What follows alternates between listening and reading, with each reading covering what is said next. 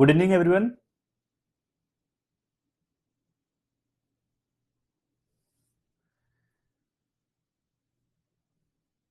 So I think I'm audible.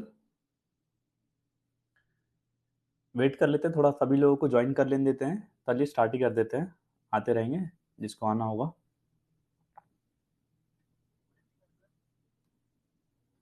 चलिए, voice तो सही है।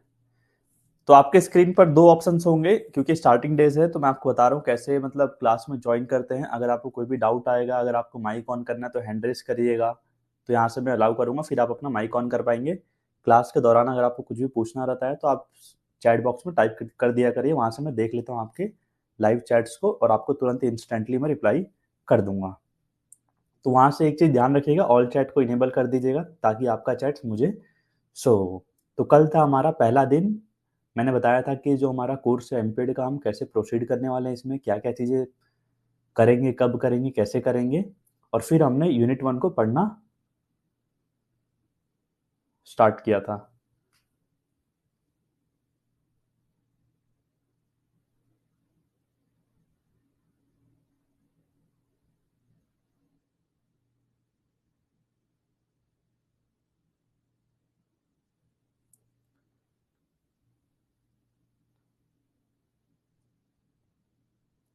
तो एक बार फटाफट रिकैप कर लेते हैं, कल हमने क्या पढ़ा था।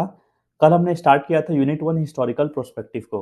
इसके अंदर हमने पूरा टाइम निकाल दिया था आपका फिजिकल एजुकेशन का हिस्ट्री जानने का। जो भी हमने ग्रीस के बारे में पढ़ा था उसके बारे में, उसी के बारे में हमने कल पूरी क्लास में पढ़ी थी। तो एक बार फटाफट देख लेते हैं physical education in sports in ancient Greece में हमने क्या क्या पढ़ा था। हमने पढ़ा था कि अलग अलग इंडिपेंडेंट सिटी स्टेट से मिलकर आपका एक ग्रीस बना हुआ था। फिर इसका जो टाइमलाइन था हमने पढ़ा था, इसमें दो फेमस था आपका, स्पार्टा और अथेंस। तो स्पार्टा में मैंने बताया था डिक्टेटोरियल सिस्टम फॉलो करते थे, तानाशाही वाला ऑटोक्रेटिक अप्रोच, और अथेंस मतलब अच्छा, यानी कि वहाँ पे डेमोक्रेटिक फॉलो किया जाता था। और फिर जो भी इसका हिस्ट्री था मैंने बताया था 4 पीरियड में बटा हुआ है, होमेरिक, स्पार्टन, अर्ली अथेनियन और लेटर अथेनियन। फिर हम इन चीज़ों के बारे में पढ़े थे। फिर पेन हेनली गेम्स था आपका, थोड़ा सा इंपॉर्टेंट था, इसको हमने पढ़ाया था। फिर लेटर अथेनियन के बाद हमारी क्लास फिनिश हुई थी। ये हमने डिफरेंस पढ़ रहे थे स्पार्टा और अथेंस का। एक कंफ्यूजन यहाँ पे आई थी सभी लोगों को लास्ट वाले में। तो यहाँ पे देखिए वुमेन का जो प्रोस्पेक्टिव है इसको आप लोग अपडेट कर लीजिएगा अपने नोट्स में। मैंने इसको रीवेरीफाई करके वापस से चेंज किया इसमें। तो स्पार्टा में क्या था बेसिकली, अगर हम वुमेन्स की बात करें तो women were given more freedoms. यहाँ पे वुमेन्स को थोड़ी आज़ादी दी जाती थी। एक लौती अच्छी बात है स्पार्टा की ये है कि वहाँ पे वुमेन्स को थोड़ा फ्रीडम दिया जाता था, जैसे कि कुछ एजुकेशन लेने में। And were expected to produce strong children, क्योंकि यहाँ पे क्या होता था, अगर कमजोर बच्चा होता था तो हम उसको माइंड टारगेट से फेंक देते थे। तो हम उनसे उम्मीद किया जाता था कि वो एक अच्छा स्ट्रॉन्ग बच्चा दे। और एथेंस में क्या था, वुमेन्स को रेस्ट्रिक्ट किया जाता था लीगली। यहाँ पे ये सारी सारी चीज़ों के लिए डिपेंडेंट थी मेन पे, और कोई भी प्रॉपर्टी इनके नाम पे नहीं हो सकता था आपका एथेंस में। तो ये मैंने बात किया सिर्फ वुमेन्स का, बाकी मैंने आपको कल बता दिया था जो भी बेसिक डिफरेंस था। फिर मैंने बताया था ये कुछ शॉर्ट फॉर्म से, इसको देख लीजिएगा, इंपॉर्टेंट है। कल हमने इसको पढ़ लिया था। आज हमें स्टार्ट करना है physical education and sports in Rome से। ये पूरा यूनिट 1 आपका आज के क्लास में कंप्लीट हो जाएगा, ध्यान से सुनते रहिएगा। आपको हम पकाऊंगा नहीं, हिस्ट्री है पर ध्यान से सुनना पड़ेगा। तो चलिए स्टार्ट करते हैं पढ़ना, ठीक है। Physical education and sports in Rome. तो Romans were not great lovers of physical activity. Romans क्या थे, उतने इच्छुक नहीं थे फिजिकल एक्टिविटी के as part of their culture. For them it was a way to serve their military purpose. अब ये फिजिकल एजुकेशन को किस लिए एम्फेसाइज करते थे, क्योंकि उनको लगता था कि हमारे मिलिट्री पर्पज के लिए काम आ सकता है। वह बाकी उनका कुछ इनसा पर्पज नहीं था, खेल वेल प्रमोट करना ऐसा कुछ भी नहीं था। तो जो यहाँ का फिजिकल एजुकेशन था, प्रिपेयर करता था यूथ को किस लिए, वॉर के लिए, योद्धा तैयार करना है। तो यहाँ पे एक जगह थी campus Martin was the place where Roman youth receive training. तो रोमन यूथ कहाँ पे रिसीव ट्रेनिंग को रिसीव करते थे, सीखते थे, ट्रेनिंग लेते थे। जगह का नाम पूछता है, वो जगह का नाम है कैंपस मार्टिन। अब जो फिजिकल एजुकेशन थी आपकी रोम में, क्या रिफ्लेक्ट करती है, यूटिलिटेरियन। अब यूटिलिटेरियन का मतलब क्या हो जाएगा आपका, मान लीजिए कि दिखावे पर भरोसा नहीं करते थे ज्यादा। मतलब कुछ चीजों को इस्तेमाल करो, प्रैक्टिकल रहो, यूटिलाइज करो। ये सब चीजों पे रिफ्लेक्ट होती है जो भी यहाँ की फिजिकल एजुकेशन की कल्चर थी। अब यहाँ पे क्या लिखा गया है, chariot races and gladiator combats were their favourite while fight was till the end of opponents life. तो चैरियट रेसेस आपको दिख रहा है यहाँ पे, रथ या रथ वाला चैरियट रेस, और ग्लैडिएटर कॉम्बैट्स आपको दिख रहा है अलग-अलग, जैसे राजा लोग पहनते हैं, कवच टाइप पहन के लड़ते रहते थे। तो ये जब तक लड़ते थे तब तक सामने वाले का मौत ना हो जाए, ओपोनेंट्स का लाइफ ना चल जाए। तो इस जो रोम था आपका, इसमें गैलन था, was a famous philosopher and medical student of this period. ये एज़ इट इज़ पूछता है, जो वन लाइनर है ना, सेम सेम ऐसे ही उठा के क्वेश्चन आपको दे देगा एग्जाम में। और यहाँ पे क्या बोला है, gambling games were favourite activities of Romans. जो भी मतलब जुआ वगैरह, गैम्बलिंग, तो ये सब आपकी काफी पॉपुलर थी रोमन्स में। तो for games and sports it was the beginning of dark period of progression. क्योंकि क्या हुआ, डार्क पीरियड ऑफ प्रोग्रेशन क्यों हो गया जैसे रोम्स आए? क्योंकि चीटिंग, ब्राइबिंग ऑफिशियल्स को, ये सब चालू हो गया। तो यहाँ पे जगह थी आपकी कोलेसम, जैसा आपको इमेज में दिख रहा है नीचे में, is one of roams most famous monuments and symbols of the city. अभी भी रोम को इससे जाना जाता है। कोलेसम जो है फेमस सा स्ट्रक्चर है, बड़ा सा। फिर यहाँ पे जगह था आपका थर्मेई, जो बाथिंग, फेमस बाथिंग प्लेस था रोम में। जगह का नाम क्या था? थर्मेई। और दे प्रीफर्ड प्रोफेशनलिज्म टू एमेच्योरिज्म। अब यहाँ पे प्रोफेशनलिज्म पे ज्यादा फोकस किया जाता है। मतलब कोई ऐसा होता है ना, खेल रहा हूँ मैं, शौक के लिए खेल रहा हूँ, तो शौक के लिए नहीं खेलते थे, हर चीज को प्रोफेशनल तरीके से ही किया जाता था। और अगर हम बात करें फिजिकल एजुकेशन का, तो कैसा था, यहाँ पे उतने इच्छुक नहीं थे गेम्स एंड स्पोर्ट्स में। तो यहाँ पे डार्क पीरियड ऑफ प्रोग्रेशन जो भी था गेम्स एंड स्पोर्ट्स का, यहीं से स्टार्ट हुआ था, क्योंकि चीटिंग वगैरह स्टार्ट हुई थी। फिर एक पीरियड आता है रिनेसेंस करके। तो ये आपका बेसिकली मतलब होता है ना, कोई भी चीज का पुनर्जन्म करना, रीबर्थ करना।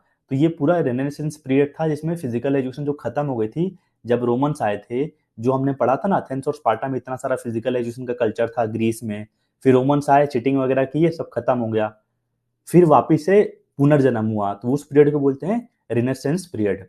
तो इस पीरियड में बेसिकली हुआ क्या था, जो 14 से 17वीं सेंचुरी तक चला था, रीबर्थ हुआ था, जो फ्रेंच वर्ड है, रिन्यूड इंटरेस्ट, वापिस से इंटरेस्ट जगाया गया लोगों का स्पोर्ट्स एंड गेम्स की तरफ। तो during the renaissance physical education was integrated into a holistic education. अब इसको एक अलग ब्रॉडर कंसेप्ट देखा गया, holistic concept, with a focus on developing the whole person. एक अच्छा इंसान बनाना, सारे एस्पेक्ट्स में, फिजिकली, मेंटली, सोशली, सब चीज को मिक्स कर दिया गया through a mix of military training and revival of classical ideas. यानी कि जो भी एथेंस और स्पार्टा में हमने पढ़ा था, जो भी आइडियाज थी वहां पे स्पोर्ट्स की, तो सारे को रिवाइव कराया गया, जो भी फिलोसफर्स इस पीरियड में आए। तो जैसे कि फेंसिंग, आपका archery, horse riding became common and some figure advocated for physical exercise to aid intellectual pursuits। intellectual pursuits मतलब आपकी सोचने की शक्ति, ये सब चीजों को डेवलप किया गया जिससे आपका एक इंसान का ओवरऑल हेल्थ डेवलप हो। तो ये था पुनर्जन्म वाला फेज था, उसको बोलते हैं रेनेसेंस पीरियड। कब से कब तक था? 14 टू 17 सेंचुरी तक। तो रोम के बाद हमने थोड़ा इस पीरियड के बारे में देख लिया। अब आते हैं जर्मनी पे। तो physical education and sports at Germany. तो since 18th century German started having liberal attitude regarding education। तो games and sports were given prominent place in school curriculum. अब जर्मनी में हमने सुना होगा, काफी फेमस था आपका गेम्स एंड स्पोर्ट्स, क्योंकि जिम्नास्टिक वगैरह का हमने देखा है कि जिम्नास्टिक मतलब जर्मनी जर्मनी, ये फादर वो फादर, काफी सारे इसमें नाम्स हैं फादर्स के। तो यहाँ पे एक प्रोमिनेंट प्लेस दिया जाता था, एजुकेशन को महत्व दिया जाता था, और फिजिकल एजुकेशन को भी आपका स्कूल करिकुलम में शामिल किया गया था जर्मनी में। तो initially gymnastics occupied a prominent place, काफी पॉपुलर थे यहाँ पे जिम्नास्टिक्स सबसे पहले।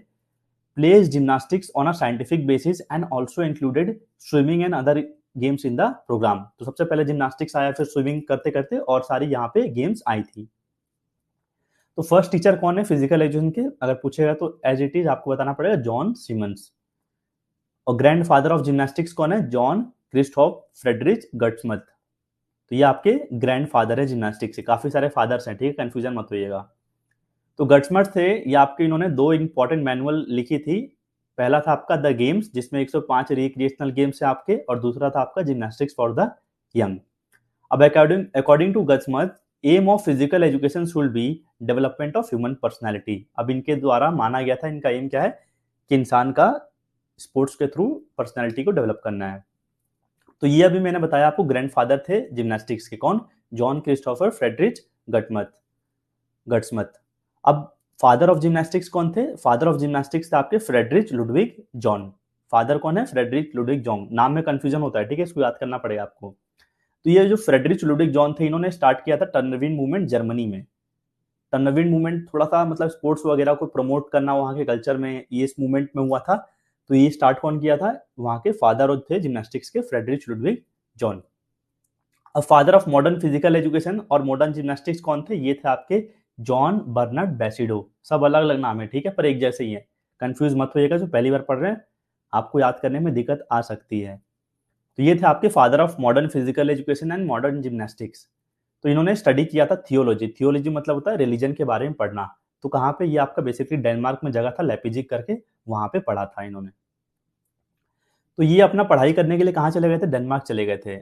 And work as a professor and he was influence by the system of Denmark. वहां पे इन्होंने काम किया प्रोफेसर की तरह पे, और वहां के सिस्टम से काफी इन्फ्लुएंस हो गए।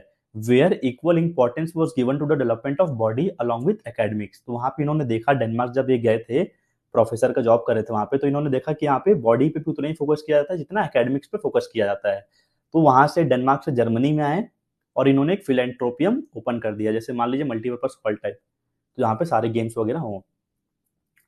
फिर आता है आपका D Carl Diem establish German sports federation. 1950 में इन्होंने बनाया था German sports federation, D Carl Diem ने। अब father of playground movement in Germany कौन थे? ये आपके ईटी गुस्टाव थे। तो जर्मनी में देख सकते हैं काफी सारे नाम्स हैं, सब आपको याद करने पड़ेंगे। जो जो इंपॉर्टेंट है मैंने खुद ही बोल्ड किया हुआ है ताकि आप उसको इजिली आइडेंटिफाई कर पाए, उसको आपको स्किप नहीं करना है।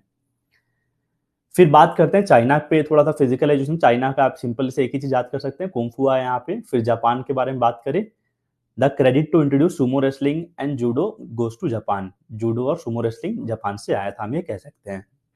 फिर आते हैं हम किस पे? स्वीडन के फिजिकल एजुकेशन एंड स्पोर्ट्स के हिस्ट्री पे। तो यहाँ पे एक नाम फेमस था, पर हेनरिक लिंग करके, ठीक है। पर हेनरिक लिंग is considered the father of physical education in Sweden. तो इन्होंने यहाँ पे 4 कैटेगरीज की जिम्नास्टिक्स इंट्रोड्यूस किया था। अब कौन कौन से वो 4 कैटेगरीज थे? पहला था आपका एजुकेशनल जिम्नास्टिक्स, दूसरा था मिलिट्री जिम्नास्टिक्स, तीसरा था आपका मेडिकल जिम्नास्टिक्स, और चौथा था आपका एस्थेटिक जिम्नास्टिक्स। अब एजुकेशनल जिम्नास्टिक्स में क्या होगा? आपकी बॉडी मास्टरी के बारे में पढ़ाया जाएगा, मतलब बॉडी का मूवमेंट कैसे करना है, जैसे वॉकिंग, रनिंग वगैरह। तो ये सब चीजों पे फोकस किया जाता था, स्कूल सेटिंग में बच्चों को बताया जाता था। मिलिट्री जिम्नास्टिक्स में क्या होता था? बेसिकली मतलब वॉर वगैरह के लिए, मिलिट्री सर्विस, ड्रिल्स वगैरह, जो आपको मिलिट्री पर्पस के लिए काम आए। मेडिकल जिम्नास्टिक्स में क्या होता था? यहाँ पे जैसे किसी को इंजरी हो गया, डिसेबिलिटी है, तो उसको कैसे रिहैब करना है, मेडिकल जिम्नास्टिक्स में ये सीखते थे। फिर एस्थेटिक जिम्नास्टिक्स में क्या बोला है? To express thoughts and feelings through movement and to develop artistry. मतलब क्या बोला है? जैसे रिदमिक जिम्नास्टिक्स होता है ना, हम अपैरेटस से सिंक्रोनाइज वे में करते हैं, तो इसमें भी एस्थेटिक जिम्नास्टिक्स में भी वैसे ही होता है आपका।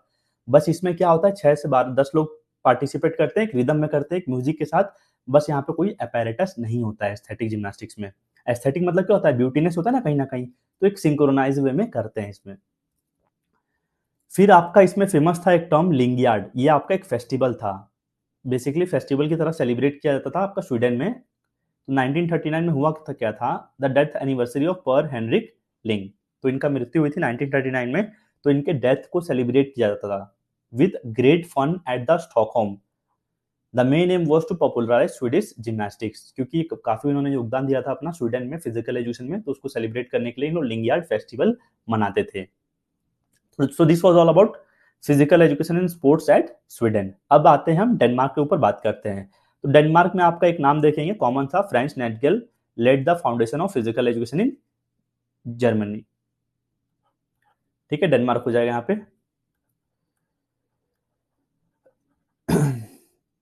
अब आगे बढ़ते हैं, physical education in sports at USSR, रसिया।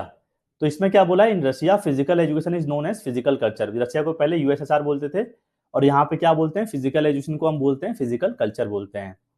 फिर 1920 में यहाँ पे इंट्रोड्यूस हुआ था थेरापेटिक जिम्नास्टिक। थेरापेटिक जिम्नास्टिक्स मतलब क्या हो जाएगा आपका? मतलब एक्सरसाइज के थ्रू ट्रीट करना कोई भी चीज को, जैसे एक्सरसाइज करा करा के आपको कोई चीज को रिहैब कराना। फिर बात करते हैं इंग्लैंड पे आते हैं। तो इंग्लैंड का क्या इतिहास रहा है देखते हैं फिजिकल एजुकेशन में। तो England is considered the originator of ball games, जैसे कि जो भी बॉल गेम्स हैं, cricket, tennis, football, golf etcetera, तो जितने भी बॉल गेम्स हैं इंग्लैंड को माना जाता है कि वहां से आए। तो when other European countries were busy in introducing gymnastics, अब जो भी बाकी यूरोपियन कंट्रीज थी, हमने इतने सारे पढ़ा, सब क्या में बिजी थी? जिम्नास्टिक्स वगैरह में फेमस थी। तो England was organising programme of organise sports and games, mostly outdoor games. तो इन्होंने आउटडोर गेम्स का बहुत सारे आविष्कार लाए थे इंग्लैंड ने।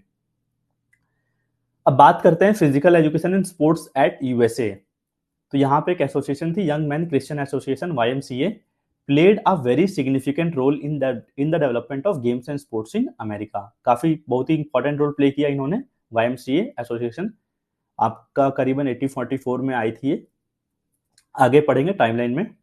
तो इन्होंने क्या किया था, बास्केटबॉल इन्वेंट किया था किसने, डॉक्टर जेम्स ए नेस्मिथ ने। कब किया था, 1891 में, while working in YMCA training school Springfield US में, ठीक है। And volleyball was invented by William ji Morgan 1895 में, उसके 4 साल बाद, at another YMCA training centre. तो बास्केटबॉल कब आया था, वॉलीबॉल कब आया था, ये क्वेश्चन पूछा भी गया है कि किसने इन्वेंट किया था, कब किया था। तो ये था आपका physical education and sports at USA. तो अभी तक हमने कहा जितने अलग अलग कंट्रीज के आपके सिलेबस में एक बार देखते हैं।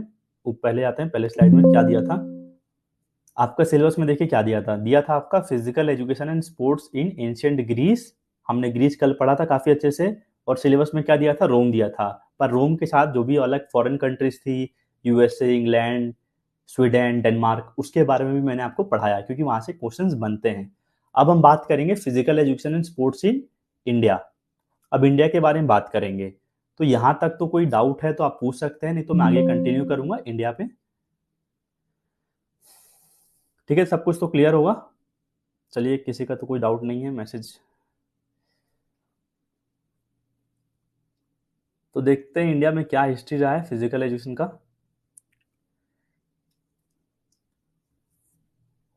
Physical education and sports in India.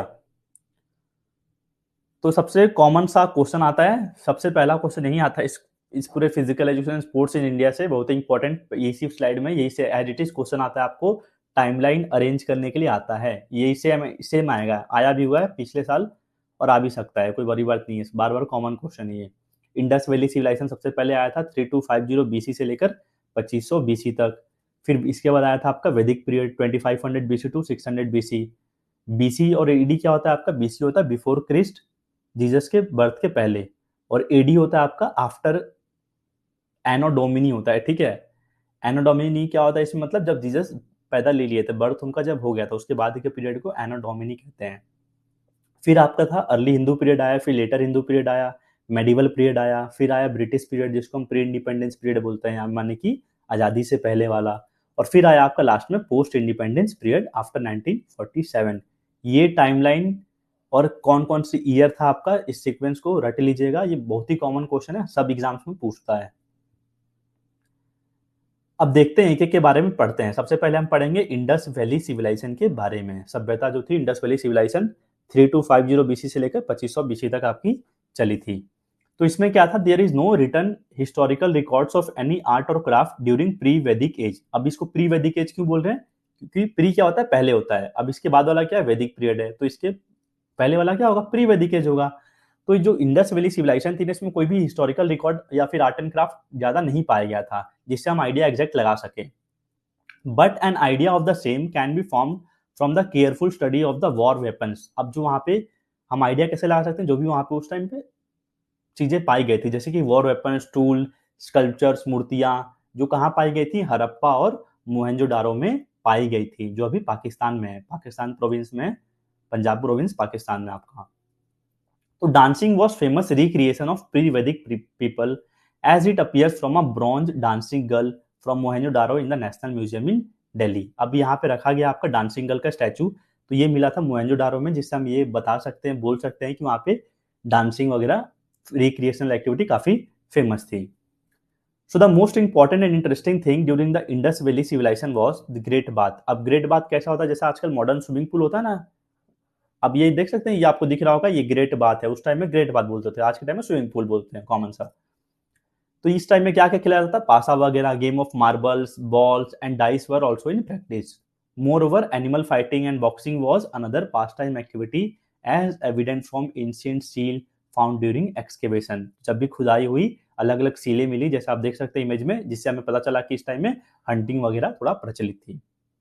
अब इंडस वैली सिविलाइजेशन को हम ब्रॉन्ज एज सिविलाइजेशन भी कहते हैं। क्यों कहते हैं, क्योंकि काफी सारे मूर्तियां वगैरह, स्कल्पचर्स, ज्वेलरी, ऑर्नामेंट्स, तो उस समय ब्रॉन्ज चलता था, तो ब्रॉन्ज के पाए गए थे, तो इसलिए हम इस पूरे इंडस वैली सभ्यता जो हमारा है, इसको बोलते हैं ब्रॉन्ज एज सिविलाइजेशन।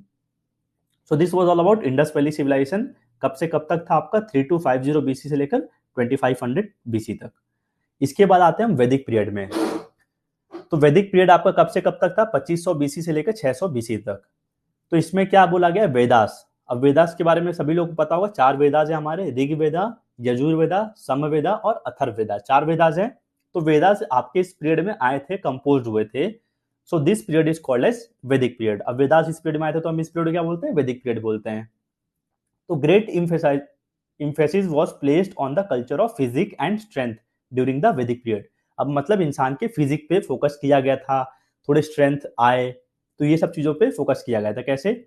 आप देख सकते हैं इमेजेस में सूर्य नमस्कार के थ्रू। तो physical strength was emphasized greater than academic learning. मतलब उतना शिक्षा पे फोकस नहीं किया जाता था, पढ़ाने पे, एकेडमिक लर्निंग पे फोकस नहीं किया जाता था, उससे ज्यादा किस पे फोकस किया जाता था? एम्फसाइज किया जाता था फिजिकल स्ट्रेंथ पे। तो practice of yoga was recommended for the development of spiritual strength. अगर आपने आपको धार्मिक अवस्थाएं जागरूक रखनी है, वेदास वगैरह में जो हमने पढ़ा है, तो योगा का प्रैक्टिस को रिकमेंड किया जाता था। तो यहीं से आपका आया था Surya Namaskar. The origin of which dates back to the Vedic period was performed more as a religious duty than a mere physical exercise. तो ऐसा हम लोड लेके करते हैं ना कोई चीज को, तो ऐसा कुछ लोड लेके नहीं किया जाता था कि मुझे फिजिकल एक्सरसाइज करनी है, बट वो लोगों का धार्मिक अवस्था बन गया था, रिलीजियस ड्यूटी बन गया था कि हमें सूर्य नमस्कार परफॉर्म करना है।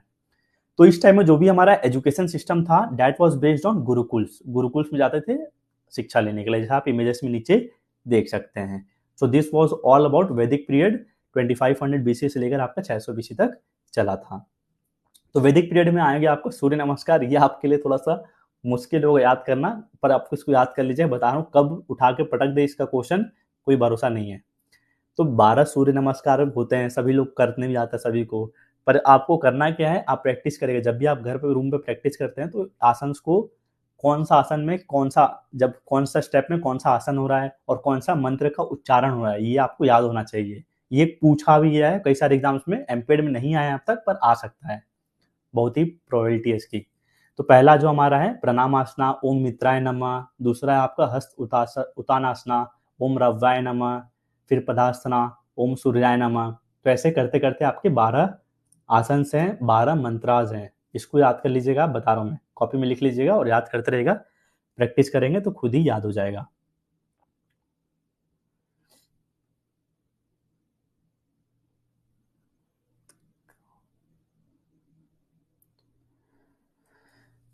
ठीक है, तो वैदिक पीरियड के बाद आते हैं किस पे? अब आते हैं अर्ली हिंदू पीरियड पे। तो अर्ली हिंदू पीरियड में क्या बोला है? ये कब से कब तक चला आपका? 600 BC से लेकर 320 AD तक चला। तो dramas and festivals played an important part in the life of citizens during this period. अब ड्रामाज वगैरह, फेस्टिवल्स वगैरह आने लगे इस पीरियड में। और हंटिंग बहुत ही पॉपुलर स्पोर्ट्स माना जाता था। ऐसा माना था कि राजा लोग होते थे ना, अपने शहादत के लिए, दिखाने के लिए, रॉयल्टी के लिए हंटिंग पॉपुलर था यहाँ पे। तो enjoying water sports surrounded by female attendants was another diversion for the Kings. होता था ना, जैसे सीरियल वगैरह में देखे होंगे आप लोग, इतने सारे किंग्स होते थे, उनके आसपास दासियां होती थी। जैसे बाथ टब में नहाते हैं तो वैसे उनका पॉन्ड टाइप होता था और आसपास पूरे दासियों से घिरे रहते थे, फीमेल अटेंडेंट से। तो ये किंग्स का फेमस टाइम पास था। The origin of chess is also considered to be the invention of that period Indian by some historians. तो जो भी पास आउट समय खेला जाता था, अभी चेस बोलते हैं, तो ये भी आपका इसी टाइम में आया था। Animal combats, wrestling, male fight, chariot races, रथ वाली रेस, आर्चरी आपकी, तीरंदाजी, water tactics etcetera depict the nature of physical culture practice at that time. तो ये सारी चीजों से हमें पता चलता है क्या, कि उस टाइम भी फिजिकल का कल्चर था, मतलब फिजिकल में कहीं ना कहीं पार्टिसिपेट किया जाता था। तो इसी टाइम में आया था आपका रामायणा और Mahabharata, made a great deal to physical education and recreation. तो ये था आपका अर्ली हिंदू पीरियड के बारे में। अर्ली हिंदू पीरियड के बाद आते हैं लेटर हिंदू पीरियड में, 320 AD टू 1000 AD। तो ग्रेट यूनिवर्सिटीज जैसे कि नालंदा और तक्षशिला आपकी आई थी, developed during this period. There was a happy correlation of a physical, intellectual and aesthetic training at the centres of learning. अब क्या बोला यहाँ पे? कोरिलेशन। कोरिलेशन क्या होता है? दोनों चीजों का आपस में रिलेशन, उसको बोले हम कोरिलेशन। तो क्या क्या चीज का हैप्पी कोरिलेशन था? फिजिकल मतलब मान लीजिए मेरी क्षमता हो गई, शारीरिक क्षमता। इंटेलेक्चुअल मतलब क्या? मेरी थॉटफुल प्रोसेस, मेरी कैपेबिलिटी कैसी है सोचने की, कोई भी चीज पे डिसीजन मेकिंग पावर कैसी है। एस्थेटिक मतलब ब्यूटीनेस की बात कर रहा है। तो ये तीनों चीजों का कोरिलेशन का लर्निंग दिया जाता था आपका लेटर हिंदू पीरियड में। कहाँ पे? नालंदा और तक्षशिला में। तो रेसलिंग, आर्चरी, माउंटेन क्लाइंबिंग, ये सब चीज़ों पे ज़्यादा फोकस एम्फसाइज किया जाता था इस पर्टिकुलर पीरियड में। तो bodily health was considered important for the improvement of the spiritual condition, मतलब अगर हम हेल्दी रहेंगे तो स्पिरिचुअली भी अच्छा करेंगे, ऐसा माना जाता था। अब आते हैं लेटर हिंदू पीरियड के बाद मेडिवल पीरियड में 1000 एडी टू 1757 एडी। तो इसमें क्या बोला गया है, traditionally the indigenous system of physical education was promoted in the religious places. Indigenous मतलब स्वनिर्मित, जो मतलब खुद का देश का खेल है। तो ये सब चीजों को प्रमोट किया जाता था इस पीरियड में, मेडिवल पीरियड में, जो भी धार्मिक प्लेसेस थी। द फिजिकल एक्टिविटीज इंक्लूडेड सूर्य नमस्कार। अब जो भी हमारा सूर्य नमस्कार हम योगा में करते हैं, उस समय फिजिकल एक्टिविटीज में इसको इंक्लूड किया जाता था। दंड बैठक करते हैं, जैसा आप इमेजेस में देख सकते हैं, दंड बैठक पुराने टाइम में करते थे। हैवी क्लब स्विंगिंग, अगर आपने देखा हो क्लब ऐसे करके घुमाते हैं, mallakhamb, wrestling, sword fighting etcetera, तो ये सारे करते थे इस टाइम में। तो लेटर ऑन क्या हुआ, जब मुगल्स आए, मुगल्स गेन सुप्रीमेसी, अब वो पावर में आ गए ओवर द एंटायर सब continent. So the physical education continued to play an important role in the life of courtiers and soldiers. courtier मतलब दरबार में जो रहते हैं राजा के, तो इन सब के लिए फिजिकल एजुकेशन तो कहीं ना कहीं थोड़ा रोल प्ले करता था, क्योंकि इनके लिए काम था हंटिंग, स्वॉर्ड फाइटिंग, मेज फाइटिंग, हॉर्स राइडिंग, ये सब चीज इन लोग प्रीफर करते थे। अगर देखा, योगी एक्सरसाइजेस को हटा दिए थे, थोड़ा सा योगा वोगा नहीं करते थे, इन सब चीजों पे ज्यादा फोकस करते थे। जो मुगल्स थे वो ग्रेट लवर्स थे कौन से गेम के, रेसलिंग के। So they encourage wrestling schools and even kept wrestlers in their courts. तो रेसलर्स को प्रमोट करते थे और अपने दरबार में रेसलर्स को भी रखते थे। Often dand baithak were used to develop muscular power and elasticity. दंड बैठक करते थे ऐसे करके, तो ये आपका प्रमोट करता था क्या, मस्कुलर पावर और इलास्टिसिटी को बढ़ावा देगा। फिर इस पीरियड में आपकी मसाजिंग बहुत ही पॉपुलर थी। Massaging was given much importance in that period. फिर इसमें एक राजा था मुगल का, कुतुबुद्दीन ऐबक, दिल्ली सल्तनत का स्थापना किया था ना कुतुबुद्दीन ऐबक। तो was the Mughal king who died while playing ancient sports. Ancient sports हमें पोलो बोलते थे, चौगान बोलते थे उस समय, अभी आज के टाइम में पोलो बोलते थे। तो घोड़े से गिर के मर गया था किंग। कौन सा किंग था वो, कुतुबुद्दीन ऐबक। वो गेम का नाम क्या था, चौगान था। सो this was all about medieval period which dates back from 1000 AD to 1757 AD। अब आते हैं मेडिवल पीरियड के बाद हम आते हैं ब्रिटिश पीरियड या फिर प्री इंडिपेंडेंस पीरियड पे, जो चला 1947 तक, मुगल के बाद, आजादी से पहले तक। तो this period is defined by the gradual introduction of western organisational methods and sports into the indigenous system. Indigenous मतलब जो भारत का था, स्वनिर्मित था। अब इसमें क्या है, वेस्टर्न कल्चर आया जब ब्रिटिशर्स आए। सॉरी, तो इसमें दो क्लासिफिकेशन हम कर सकते हैं। अर्ली कॉलोनियल इन्फ्लुएंस, मतलब कि ब्रिटिशर्स का दबदबा जब था 1757 टू 1900, तो इस समय क्या हुआ था, ये फोकस करते थे introduction of military drill, parade वगैरह इन्होंने सिखाया था कंट्री में। वेस्टर्न स्टाइल लाइक क्रिकेट का, फुटबॉल का, हॉकी का, primarily with in military and allied institution. तो अच्छे अच्छे जगह पे जितने भी इंस्टीट्यूशन थे इनके, वहां पे इन्होंने कॉलोनियल इन्फ्लुएंस लाया था अपना। अब इसके बाद जो पीरियड था वो उसको बोल सकते हैं पीरियड ऑफ ऑर्गेनाइज्ड बिगिनिंग, यानी कि यहाँ से फिजिकल एजुकेशन की एक ऑर्गेनाइज शुरुआत हुई। 1900 से 1947 के बीच में क्या क्या हुआ देखते हैं। तो this sub period is key because it saw the first steps toward professionalizing physical education. अब यहाँ से फिजिकल एजुकेशन थोड़ा थोड़ा प्रोफेशनलाइज हुआ। कैसे हुआ, 1914 में वैद्य ब्रदर्स के द्वारा बनाया गया था ना आपका हनुमान व्यायाम प्रसारक मंडल, HVPM, इंडिजिनियस स्पोर्ट्स को प्रमोट करने के लिए, जो हमारे खुद के खेल हैं। फिर 1920 में आपका आया क्या, YMCA college of physical education, पहला प्रोफेशनल फिजिकल एजुकेशन कॉलेज था भारत का। फिर 1927 में आपका आया था formation of Indian Olympic association, IOA। और थोड़ा डिटेल में देख लेते हैं इस पर्टिकुलर पीरियड को, ब्रिटिश पीरियड या फिर हम इसको बोल सकते हैं प्री इंडिपेंडेंस पीरियड, जो था कब तक, 1947 तक। तो क्या हमने देखा, during this period the western civilisation influence the Indian culture with the result that the youngsters develop an aversion towards the indigenous activities and kept themselves away from akhadas and vyamsalas। अब इस line में क्या बोला गया है कि जैसे ही Britishers आए थे, इतने सारे जो अपने दोस्त के युवा थे क्या करने लगे, इंडिजिनस गेम्स को छोड़ने लगे। अभी अखाड़ा व्यायामशाला में प्रैक्टिस करने नहीं जाते थे, अब कहाँ जाने लगे, एवर्जन हो गया, इनका मूड ही बदल गया। अब ये सब गेम खेलने लगे जो कॉलोनियल लाए थे ब्रिटिशर्स, बॉल गेम्स। तो Britishers introduce some organised team games in India. तो ब्रिटिशर्स ने इंट्रोड्यूस किया था क्रिकेट, हॉकी, फुटबॉल। तो in order to make the indigenous activities alive, अब क्योंकि हमारा गेम को अलाइव रखा जाए, तो HVPM इसलिए स्टैब्लिश किया गया था आपका 1914 में वैद्य ब्रदर्स के द्वारा, हनुमान व्यायाम प्रसारक मंडल। फिर क्या हुआ, ऑर्गेनाइज साइंटिफिक फिजिकल एजुकेशन आया, केम टू इंडिया इन 1920। किसने लाया था, mister H C Burg founded the YMCA college of physical education in Madras. फिर आया आपका 1925 में, अब सीक्वेंस में चलते रहेगा बहुत ही लंबा। एसोसिएशन ऑफ इंडियन यूनिवर्सिटीज आया 1925 में। फिर आपका आया था 1927 में इंडियन ओलंपिक एसोसिएशन, किसके द्वारा लाया गया था, एच सी बर्ग और डॉक्टर ए जी नोरेन के द्वारा, जिसके पहले प्रेसिडेंट कौन थे आपके, आईओए के, इंडियन ओलंपिक एसोसिएशन के, दोराबजी टाटा जी। फिर आपका 1931 में बना था physical education college, government college of physical education Hyderabad. 1932 में आया आपका Christian college of physical education Lucknow वाला। ये कॉलेज 1800 के आसपास आया, बना था, लखनऊ का कॉलेज, क्रिश्चियन कॉलेज, पर वहां पे फिजिकल एजुकेशन आपका 1932 में आया था। फिर क्या बोला है, training institute of physical education Kandivali Mumbai 1938। फिर आया 1945 में all India services sports control board. फिर आया 1946 में national association of physical education and recreation. तो ये था आज़ादी से पहले तक क्या क्या चीज़ें हुई। अब बात करेंगे आफ्टर इंडिपेंडेंस वाली की, 1947 के बाद क्या क्या आया। तो एक बार हम इसी को एक बार फटाफट टाइमलाइन के थ्रू रिकैप कर लेते हैं। 1844 में मैंने बताया था ना, यूएस में था आपका YMCA young man Christian association, international level पे कब बना था, 6 जून 1844 को। किसके द्वारा लाया गया था, ये लाया गया था सर जॉर्ज विलियम्स के द्वारा।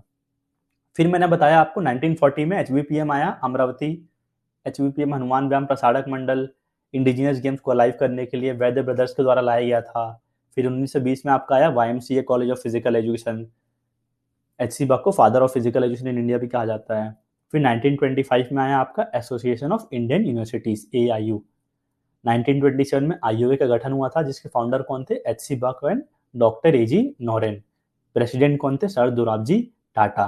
1928 में क्या हुआ, British India won its first gold medal in Amsterdam Olympics. Netherland में एम्स्टर्डम है आपका, तो एम्स्टर्डम ओलंपिक्स हुआ था आपका 1928 में, एंग्लो ब्रिटिशर्स, यानी कि हॉकी में पहला मेडल आया था आपका गोल्ड। फिर 1931 में क्या हुआ, government college of physical education Hyderabad बना। फिर 1932 में Christian college of physical education Lucknow. 1936 में आपका हनुमान व्यायाम प्रसारक मंडल की टीम गई थी डेमोन्स्ट्रेशन देने के लिए, कहाँ पे, ओलंपिक्स में। 1938 में मैंने बताया था अभी आपको, training institute of physical education Kandivali Mumbai आया।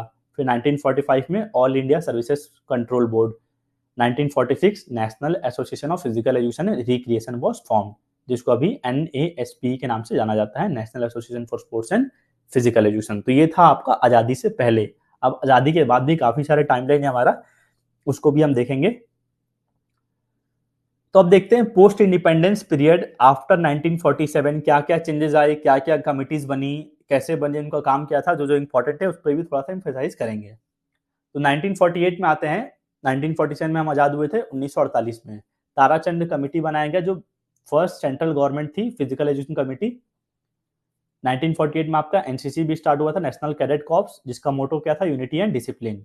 और डॉक्टर राधाकृष्णन कमीशन बना था आपका इसी टाइम में। फिर फीसू वर्ल्ड गेम्स होता है ना आपका, इंटरनेशनल यूनिवर्सिटी स्पोर्ट्स फेडरेशन, ये आपकी आई थी 1949 में। 1950 में क्या हुआ, कैबर बना, CABPER, central advisory board of physical education and recreation. साथ ही में आया आपका all India police sports control board और भारत स्काउट का गठन हुआ था। तो कैबर क्या था आपका, देख लेते हैं एक बार।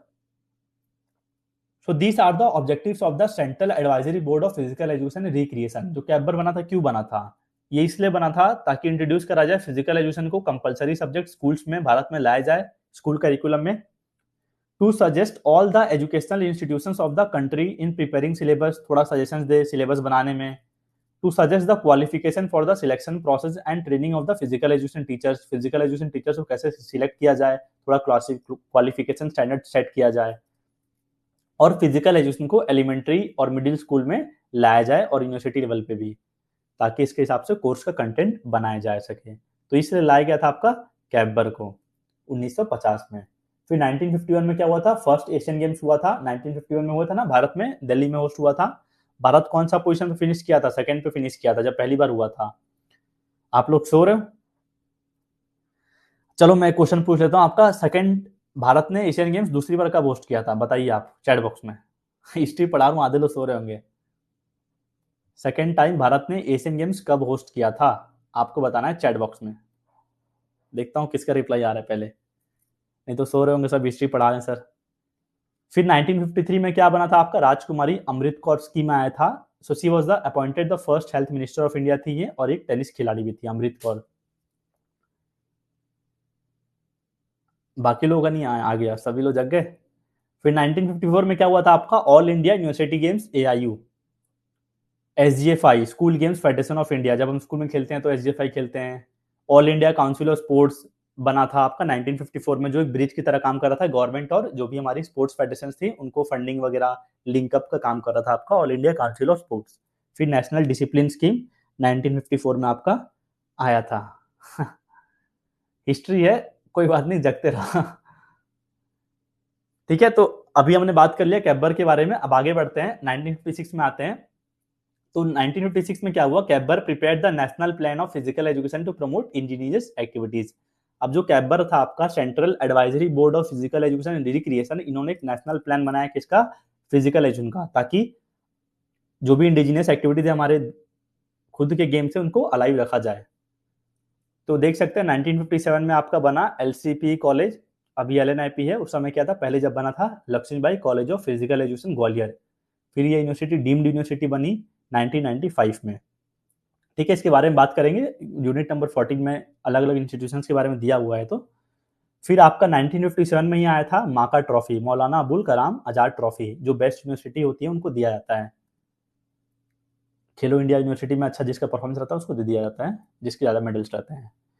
फिर 1958 में आया था आपका एडहॉक इंक्वायरी कमेटी। अब एडहॉक इंक्वायरी कमेटी आपका आया था 1958 में। अब इनका काम क्या था आपका एडहॉक इंक्वायरी कमेटी का, there was much criticism in the press and among public of the poor performance of the athletes in national and international competitions and decline of sports in India। तो decline होते जा रहा था भारत का performance international national level पे अच्छा नहीं आ रहा था, क्योंकि क्या हुआ था, जब भारत में पहली बार एशियन गेम्स हुआ था 1951 में, उसमें भारत सेकंड आया था।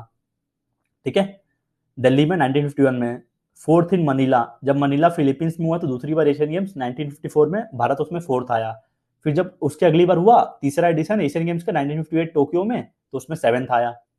सो government of India therefore appointed an ad hoc committee in 1958। फिर 1958 में भारत ने कुछ स्टेप लिया, एडॉक कमेटी बनाया, चेयरमैनशिप थे जिसके महाराजा ऑफ पटियाला, महाराजा यदुविंदर सिंह करके हैं, वो इनके चेयरमैनशिप में बनाया गया, to investigate the persistence of low standards in sports in India and the performance of the Indian team at the international contest। कि भारत का आखिर में क्या इशू क्या है, इनका परफॉर्मेंस क्यों डिक्लाइन हो रहा है, तो कैसे परफॉर्मेंस को बढ़ाया जाए ओलंपिक में, एशियन गेम्स में, तो इन सब चीजों के लिए क्या क्या मेजर्स लिए जा सकते हैं, इस चीज के लिए कमेटी बनाई गई थी आपकी एडहॉक इंक्वायरी कमेटी 1958 में।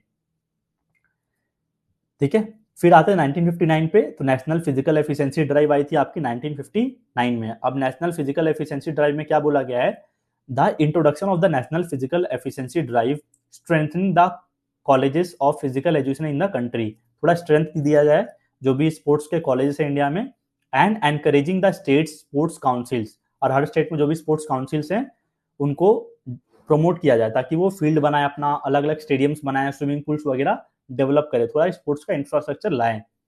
Where some of the important steps taken by the government for promotion of sports and physical education, ताकि स्पोर्ट्स एंड फिजिकल एजुकेशन थोड़ा सा प्रमोट हो, देश में खेलकूद के मैदान, प्ले फील्ड, स्टेडियम्स वगैरह बनाए जाए। फिर 1959 में आपका एक और चीज हुआ था, कुंजरू कमेटी आया था, जो रेस्पॉन्सिबल था फिजिकल एजुकेशन को स्कूल में कंपलसरी करिकुलम में लाने के लिए। फिर 1960 में आपका आया था कॉल एंड कपूर कमेटी, और साथ ही में आया था आपका स्कूल हेल्थ कमेटी, कि स्कूल में बच्चों को ये फॉलो करना चाहिए, ये न्यूट्रिशन रहना चाहिए। तो ये आपको पहली बार आया था school health committee under the chairmanship of Shrimati Renuka Ray. फिर 1961 में क्या आया आपका, NSNIS पटियाला आया आपका, Netaji Subhash national institute of sports. तो on the recommendation of ad hoc inquiry committee of 1958, तो जो इनका मैंने बताया था ना अभी आपको, एडॉक इंक्वायरी कमेटी का बना था, तो 1958 में इनका रिकमेंडेशन पे NSNIS को बनाया गया था, Netaji Subhash national institute of Sports, commonly known as National institute of Sports, NIS बोलते हैं ना, किसी को भी पूछोगे तो मतलब थोड़े आधे डिप्लोमा करने आते हैं, बोलते हैं मैंने NIS किया हुआ है। अब वो उनको पता नहीं कि NSNIS इंस्टीट्यूट का नाम है। अब एक्चुअली कोर्स का नाम क्या होता है, PGDSC होता है, post graduate diploma in sports coaching. पर किसी से पूछोगे उन्होंने कोचिंग का कोर्स करके आ गया, मैंने एनआईएस किया गया, पर एनआईएस आपका इंस्टीट्यूट का नाम है। तो ये बहुत ही मिथ है, बहुत ही लोगों को कंफ्यूजन रहता है इसमें। तो एनएसएनआईएस किसके रिकमेंडेशन पे बना था? एडोक इंक्वायरी कमेटी पे। तो ये आपका एकेडमिक विंग था स्पोर्ट्स अथॉरिटी ऑफ इंडिया का, and Asia largest sports institute located in the city of Patiala. Exam में एक और क्वेश्चन आता है आपका, मेका ऑफ फिजिकल एजुकेशन किसे कहा जाता है? तो वो है आपका एनएसएनएस पटियाला, उसका आंसर होगा।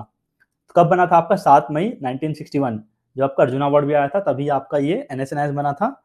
The institute was renamed as Netaji Subhash national institute of sports in January 1973। जब बना था नाम क्या था इसका? एनआईएस था। फिर इसमें एनएसएनआईएस कब हुआ? 1973 में हुआ। फिर इसको साई के साथ मर्ज कब किया गया था? 1987 में। ठीक है, फिर आपका 1961 में अर्जुन अवार्ड आया था आपका। फिर आपका क्या आया था? एनसीईआरटी भी आया था इसी टाइम पे आपका, national Council of education research and training. 1964 में क्या आया? कोथारी कमीशन आया। 1965 में क्या आया आपका? नेशनल फिटनेस कॉर्प्स आया। 1969 में आपका एनएसएस आया था, नेशनल सर्विस स्कीम। 1982 में क्या हुआ? एशियन गेम्स होस्ट किया था भारत ने दूसरी बार, जो मैंने आपसे कुछ देर पहले क्वेश्चन पूछा था। कितने बच्चों का रिप्लाई आया था? 1 2 3 4 5 6 6 बच्चों का रिप्लाई आया था। ठीक है, उसमें से एक जन ने डबल दिया, 5 बच्चों का रिप्लाई आया। मैंने क्वेश्चन आपसे पूछा था एशियन गेम्स भारत ने दूसरी बार कब होस्ट किया था, जो एशियन गेम्स का 9वां संस्करण था, तो वो भारत ने होस्ट किया था 1982 में। फिर 1984 में क्या हुआ था आपका? साई बना था, स्पोर्ट्स अथॉरिटी ऑफ इंडिया, और आपका नेशनल स्पोर्ट्स पॉलिसी आपका इस टाइम आया था, पहले वाला। फिर 1985 में आपका आया कोचेस को जो अवार्ड दिया था, द्रोणाचार्य अवार्ड, और आपका एलएनसीपी तिरुवनंतपुरम, जहां पे 4 साल का बीपीएड होता है, वहां पे आया था। ये मतलब अब यहाँ पे भी होता है, जैसे आपका एलएनआईपी में होता है, और आपका एलएनसीपी में भी 4 साल का बीपीएड अब इंट्रोड्यूस हो चुका है लास्ट ईयर से, लास्ट टू लास्ट ईयर से। फिर 1986 में आपकी सेकंड आई थी नेशनल एजुकेशन पॉलिसी। 1987 में आपका IGIPESS Indira Gandhi institute of physical education sports sciences बना था आपका, और साथ ही में मर्ज किया गया था किसका? Society for national institute of physical education Snipes को साई के साथ मर्ज कर दिया गया था। 1988 में पहली बार मैराथन कराया गया था, फर्स्ट नेशनल मैराथन कोलकाता में। 1994 में बना था आपका नेक। नेक की टीम आती है ना एक्रेडिशन देने के लिए, जिसका फुल फॉर्म क्या है? National assessment and accreditation. 1995 में क्या बना? साई ट्रेनिंग सेंटर स्कीम आया था, और National Council of Teacher Education, जो टीचर को रेगुलेट करता है, एनसीटी। 2002 में क्या आया आपका? Dhyan Chand lifetime achievement award आया। फिर 2007 में आया आपका चाचा नेहरू सीबीएसई स्कॉलरशिप स्कीम, जो मतलब सीबीएसई स्कूल में होता है ना, बेस्ट एथलीट होता है, पार्टिसिपेट करता है, उसको दिया जाता है स्कूल लेवल पे। 6,000 रुपए के आसपास अमाउंट दिया जाता था। फिर 2008 में क्या आया था आपका? Physical education foundation of India, PEFI बना था। फिर 2011 में आया आपका स्वर्णिम गुजरात स्पोर्ट्स यूनिवर्सिटी, गांधीनगर वाला।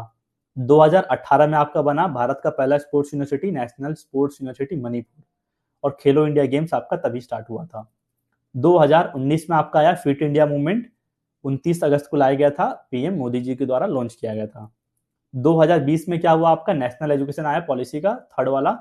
कब आया था? Exact date 29 of July 2020। तो ये था आपका फिजिकल एजुकेशन का इतिहास भारत में। काफी टाइमलाइन था, काफी सारे कमिटीज का गठन हुआ इस बीच में। अब हम पढ़ेंगे, अगला टॉपिक है हमारा कौन सा? Ancient Olympics. अब चलते हैं वापिस से पीछे। तो यहाँ तक सभी लोगों को क्लियर है? नींद आ रहा है तो जागते रहिएगा। आगे पढ़ना है कि नहीं पढ़ना है ये बता दीजिए आप लोग। पता चले सब लोग सो रहे हैं, मैं पढ़ाते जा रहा हूँ। आगे कंटिन्यू करें, लास्ट टॉपिक ही है एंशिएंट ओलंपिक्स का। वॉइस तो ब्रेक नहीं हो रहा है, इंटरनेट भी कनेक्शन। आगे कंटिन्यू करना है ना? चैट बॉक्स में एक्टिव हो जाइए, बाकी लोग सो रहे हैं तो सभी लोग अपना अटेंडेंस थोड़ा दे दीजिए चैट बॉक्स में। हाँ, वही गांधीनगर के आसपास ही, देसार बदूरा में। हाँ, SGSU। आगे पढ़ना है ना? बाकी लोग 19-20 लोग ज्वाइन किए हुए हैं लाइव क्लास को, सभी लोग अपना अटेंडेंस दे दीजिए।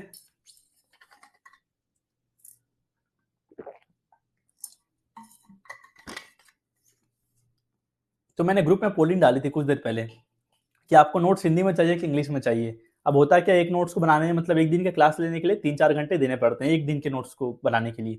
मैं सोचा उसको वापिस से मैं हिंदी में कन्वर्ट करता हूँ और 1 घंटा एक्स्ट्रा देना पड़े, तो मैंने इसलिए पूछ लिया आपसे, और सभी लोग बोले सर इंग्लिश में हम चाहिए हमें नोट्स, तो इंग्लिश में आपको मैं नोट्स दे दूंगा। चलिए पढ़ना स्टार्ट करते हैं।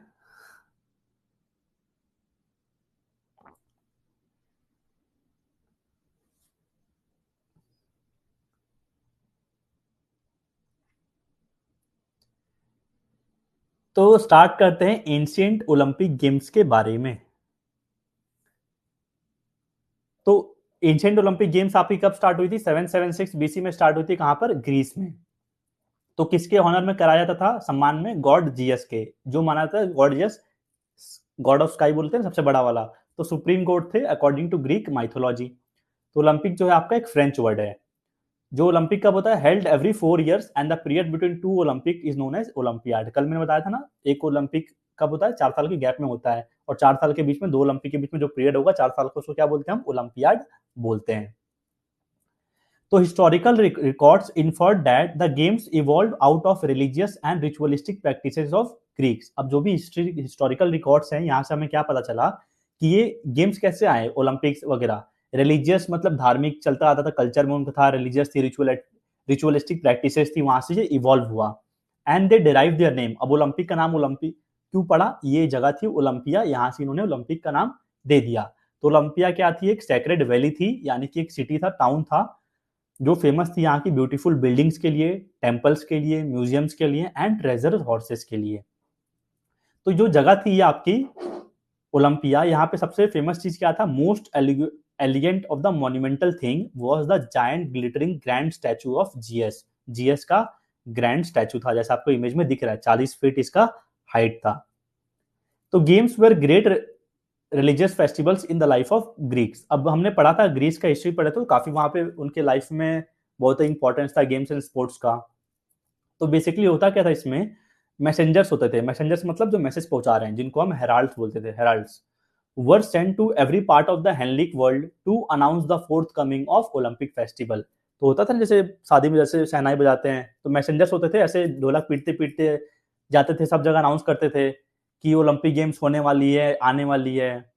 सो the month in which the Olympic took place was considered to be a sacred month, मतलब होली मंथ माना जाता था जिस महीने में ओलंपिक होने वाला था। कोई भी लड़ाई वगैरह वॉर चल रही है, सब थम जाती थी। No fight and war during Olympics. तो ये थोड़ा सा इंट्रोडक्शन था आपका एंशिएंट ओलंपिक गेम्स के बारे में। अब देखते हैं रूल्स क्या था एंशिएंट ओलंपिक गेम्स में पार्टिसिपेट करने के लिए। पहला क्या था? Participant should be free born Greek, मतलब वो ग्रीक का ही होना चाहिए। Participants will not have a criminal record, कोई उस पर स्लेव वगैरह, कोई चोरी वोरी का कोई भी इंजाम नहीं होना चाहिए, क्रिमिनल रिकॉर्ड उसका साफ होना चाहिए। और आपको पार्टिसिपेट जब करना है तो न्यूड होकर आपको करना पड़ता था। तो competitors must have practice for 10 months in palaestra gymnasium and last month in Olympia. जहां पे ओलंपिक हो रहा है वहां पे आखिरी महीने और उससे 10 महीने पहले आपको वहां पे जाना पड़ेगा। उसके पास में जगह थी पेलिस्ट्रा करके जिम्नाजियम, वहां पे आपका प्रैक्टिस होता था। 10 महीने वहां प्रैक्टिस करना है, फिर आखिरी महीना जब ओलंपिक होगा आपका, आपको ओलंपिया में प्रैक्टिस करना पड़ता था। तो ये आपका रूल था।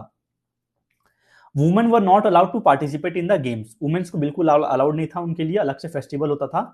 उस फेस्टिवल को क्या बोलते थे? हीनियन गेम्स बोलते थे, जो किसके ऑनर में कराया जाता था? गॉडेस हेरा के। अब हेरा कौन थी? ये आपकी जीएस की वाइफ भी थी और सिस्टर भी थी, गॉड जीएस की।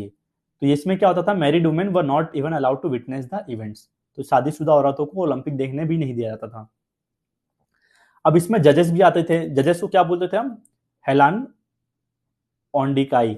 हेलान ऑन्डिकाई बोलते थे। Were highly respected officials from Elis the host region. जो जगह थी वहां पे, एलिस जगह थी, वहीं के ऑफिशियल्स आते थे जिनको हाईली रेस्पेक्ट दिया जाता था, क्योंकि वो सारे रूल्स वगैरह एनफोर्स करते थे जो भी होता था ओलंपिक्स, एंड ओवरसॉ करते थे इवेंट्स को, और जो भी डिस्प्यूट वगैरह होती थी उसको सॉल्व करते थे। तो जजेस को क्या बोलते थे? देख लीजिएगा एक बार। तो ये थे सारे आपके रूल्स थे एंशिएंट ओलंपिक गेम्स के।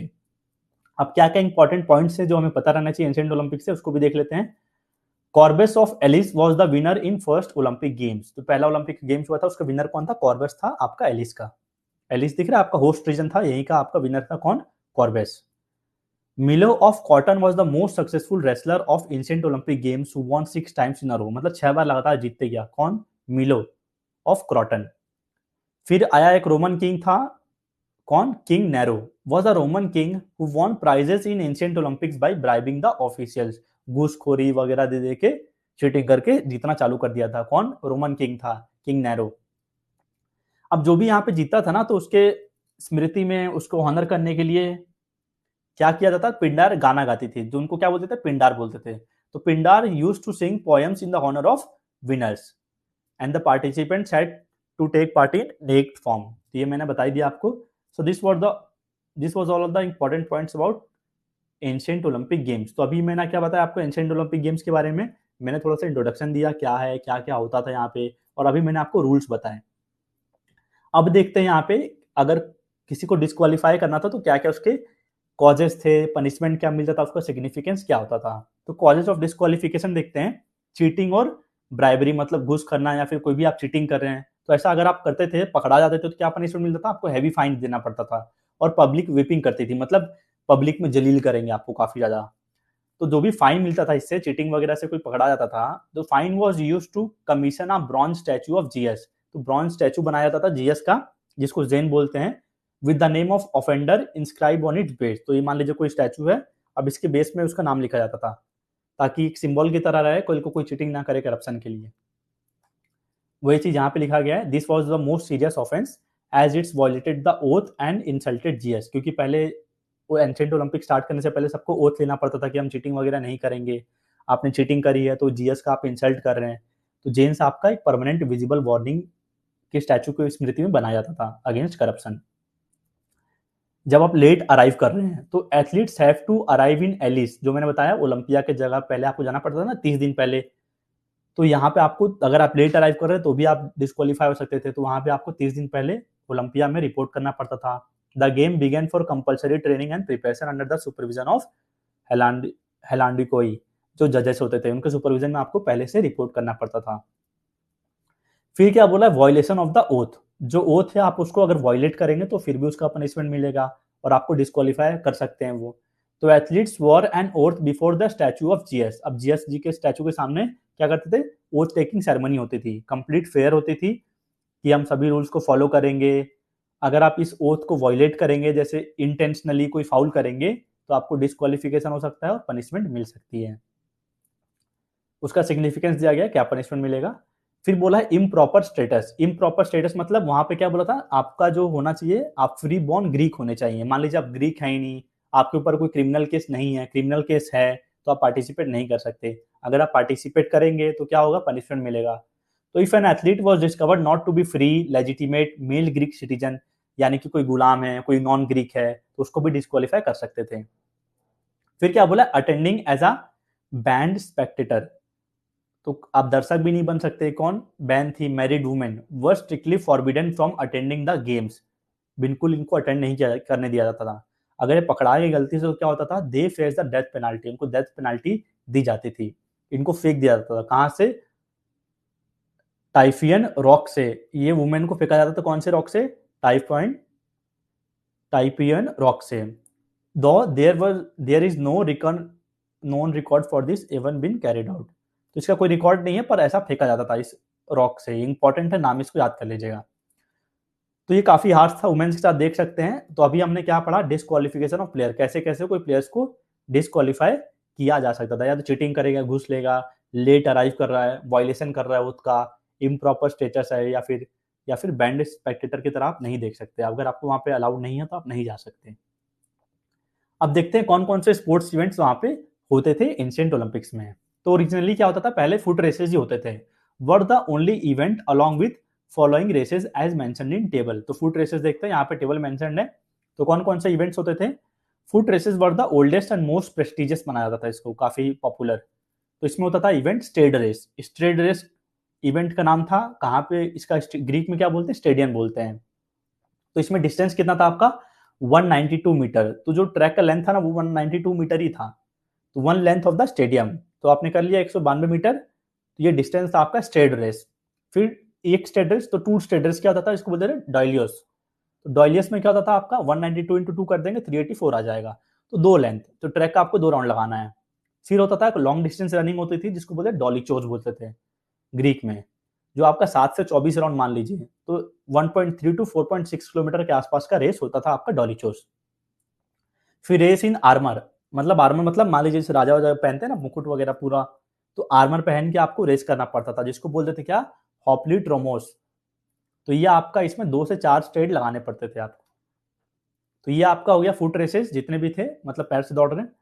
अब आते हैं इक्विस्टेरियन, मतलब घुड़सवारी वाले। तो 4 हॉर्स चैरियट रेस, 4 घोड़े वाले, जैसे रथ होता है ना, 4 घोड़े रहेंगे तो उसको क्या बोलेंगे, tethrippon. The most prestigious events run over 12 laps, 12 round लगाने पड़ते थे, 4 घोड़े होते थे आपके रथ में। फिर बोला 2 हॉर्स चैरियट रेस, 2 घोड़े वाले, जिनको क्या बोलते थे, synoris, a 2 horse version of the chariot race. और फिर हॉर्स रेसिंग होती थी जिसको किलेस बोलते थे उस समय। A race where jockeys rode bareback, bareback मतलब क्योंकि इस टाइम में सेडल होता है ना, जो घोड़े के ऊपर रखा रहता है ऐसे सेडल टाइप, जिसके ऊपर बैठते हैं, तो वो उस समय नहीं था पुराने टाइम में, तो उसके बिना आपका हॉर्स रेसिंग होता था। तो इक्विस्टेरियन रेसेस हमने देख लिए, फुट रेसेस देख लिए, कौन कौन से होते थे। अब देखते हैं कॉम्बैट स्पोर्ट्स, मतलब मारकट वाला। तो पिगमैचिया होता था आपका बॉक्सिंग, पेल आपका बोलते थे उसको रेसलिंग, और पैनक्रेसन होता था जो किक बॉक्सिंग की तरह था, जो कॉम्बिनेशन था किसका, रेसलिंग और बॉक्सिंग का। तो ये आपके कॉम्बैट स्पोर्ट्स थे। और एक कौन सा इवेंट बच गया, सो रहे हो तो जग जाओ, वो था आपका पेंटाथलॉन, मैंने बताया था ना। तो पेंटाथलॉन कौन से इवेंट होते थे, 5 इवेंट्स होते थे। तो pentathlon was introduced in 708 BC and was considered the ultimate test of all round athletic excellence. तो उसमें सारी चीजों को मेजर किया जाता था पेंटाथलॉन में। often favored by military trainers. All 5 events were completed in a single day. एक ही दिन में सारे पांचों इवेंट्स आपके कराए जाते थे। पहले क्या होता था आपका स्टेड रेस, स्टेडियम मैंने बताया ना कितना मीटर होता है, 192 मीटर का। सबसे पहले ये आपका होता था स्टेड रेस। फिर होता था आपका लॉन्ग जंप। तो लॉन्ग जंप मैंने पढ़ाया था आपको कल या फिर आज ही पढ़ाया था आपको। जो एथलीट्स होते थे लॉन्ग जंप करते थे, लॉन्ग जंप में बताया था ना मैंने कि वेट लेकर जंप करते हैं, तो हेल्टर्स बोलते हैं उसको। तो एथलीट्स यूज स्टोन और लेड हैंड वेट्स, कुछ वेट वगैरह बांध के, ताकि उसको जंप करते थे, जिसको हम लॉन्ग जंप को हेल्टर्स बोलते थे इस टाइम में। फिर होता था आपका डिस्कस थ्रो। अब पुराने टाइम में तो इतना सारे इक्विपमेंट्स नहीं था, जेवलिंग बोलूंगा तो अच्छा वाला प्लास्टिक वाला जेवलिंग वगैरह, ग्रेफाइट वगैरह इतना तो नहीं मिलता था आपका। तो throwers use a disc, discus made of stone, पत्थर का बना रहता था, आयरन का, लेड का या फिर ब्रॉन्ज का, similar in the form to the modern discus, उसी की तरह बना रहता था आपका। तो डिस्कस थ्रो होता था। फिर आपको क्या बोला, जेवलिन थ्रो। तो जेवलिन कैसा बनाता था, वुडन साफ्ट का बनाता था। साफ्ट क्या होता है, बेसिकली मान लीजिए कोई लंबी चीज होती है ना, तो उसको साफ्ट बोलते हैं। तो वुडन का जेवलिंग होता था about the height of a man, जितना मेरा हाइट है, मैन की हाइट कितना रहता था, often fitted with a leather through thong, leather की तरह फिट कर दिया जाता था near the centre of gravity, बीच में आपके यहाँ पे लेदर टाइप लगा दिया जाता ताकि ग्रिपिंग कर पाए। तो when the athlete loop around his fingers, तो ऐसे लूप मतलब अराउंड हिज फिंगर्स करूंगा ताकि वो घूमे और थोड़ा सा स्टेबिलिटी मिले। तो पुराने टाइम में अगर आपने देखा होगा इंस्टा वगैरह में रील, जेवलिंग का जो डिजाइन बैन हो गया था, तरीका टेक्निक, ऐसे घुमा के चेस्ट में ऐसे फेंकते थे ना, तो पुराने टाइम में ऐसे होता था। फिर क्या बोला, रेसलिंग। तो फाइनल इवेंट था आपका wrestling, which use the same rules as the stand alone wrestling contest. क्या बोले, इवेंट्स के बिटवीन गैप्स होते थे क्या सर, जैसे अभी होते हैं? नहीं, इसमें इवेंट्स के बीच में मैंने बताया तो एक सिंगल डे में होता था आपका। इसमें सिंगल डे में होता था, ऐसे क्या होता था, 2 इवेंट आपके दिन में हो गए और 3 इवेंट शाम में हो गए, जैसे आपका फिजिकल टेस्ट होता है। ठीक है, तो ये सुबह टाइम हो जाते थे स्टार्टिंग के 2, और नेक्स्ट के 3 आपके शाम को होते थे। तो ऐसे करके होते थे और सिंगल डे में परफॉर्म किया जाता था। तो ये तो मैंने ऊपर ही बताया था ना आपको। तो this was about sports event. अब एंशिएंट ओलंपिक्स को मैंने बताया आपको, इतने सारे गेम्स आपको इमेजेस में दिख रहा होगा, डिस्कस, लॉन्ग जंप, आप देख रहे हैं यहाँ पे, हेल्टर्स, वेट लेके कूदना है, javelin, equestrian events, running events, boxing, wrestling, pankration. तो ये सारी आपकी जो भी इवेंट्स होते थे। अब गेम्स होते कैसे थे, कंडक्ट ऑफ द गेम्स, इसको देखते हैं। तो असेंबली एंड अराइवल, सबसे पहले क्या होता था, असेंबली होता था, और सभी लोग हम जहाँ पे होता था ओलंपिक वहां पे अराइव करते थे। तो एथलीट्स, ट्रेनर्स, जजेस, जजेस को क्या बोलते हैं, Hellanodikai, march from the city of Elis to Olympia. अब जहां पे हो रहा है सब पहले फटाफट असेंबल किए, अराइव हुए। फिर होता था सैक्रेड प्रोकेशन। अब इसमें क्या होता था, एक सेरेमोनियल मार्च होता था, मतलब इकट्ठा होना, एक लाइन बनाना अपने अपने। फिर सैक्रिफाइस किया जाता था, किसका, पिग का। फिर इसके बाद ओथ टेकिंग सेरेमनी होती थी, जिसमें athletes, their fathers, brothers swore before the statue of Zeus Horkios. ये जीएस नहीं है, दूसरे गॉड है। कौन, स्टैच्यू ऑफ जीएस हॉरिकोइस, जो किसके गॉड थे, Zeus of the oath, that had trained for 10 full months and would compete fairly without cheating. कि इन्होंने 10 महीने यहीं पे ट्रेनिंग ली है, और इस जो हमारा ओलंपिक हो रहा है इसमें बिना चीटिंग के पार्टिसिपेट करेंगे। और साथ ही में जो हमारे जज थे, जिनको हम हेलांडो कोई बोलते हैं, ये भी आपका इसी में पार्टिसिपेट करते थे, तो कि ये इम्पार्शियल रहेंगे पूरे टूर्नामेंट में। तो ओथ के बाद होता था हमारा मार्च पास्ट, मार्च पास्ट के बाद होता था हमारा opening ceremony. After the declaration of opening ceremony by herald, जो मैसेंजर्स थे ना, अनाउंस करते थे सेक्रेड फायर, जो आग जलाया जाता था, और उसको जब तक 5 दिन तक चलता था तो 5 दिन तक ये जलते रहा दिया जाता था without stopping at the Alt of GS, जहाँ पे जलाया जाता था। फिर होता था आपका कंटेस्ट होता था किसका, जो हेराल्ड्स थे या फिर ट्रम्पेटर्स जो अनाउंस करते थे ना, मैसेंजर्स, तो इनका आपस में कंटेस्ट होता था। These contest were held to select the officials who would manage announcement of the rest of the games, कि आने वाले दिनों में कौन अनाउंसमेंट आप आगे का करेंगे, तो उनके बीच में कंपटीशन होता था। फिर इसके बाद आपके इवेंट्स जो भी होते थे वो स्टार्ट होते थे। तो ये आपका सीक्वेंस में कंडक्ट ऑफ द गेम्स थे एंशिएंट ओलंपिक्स के।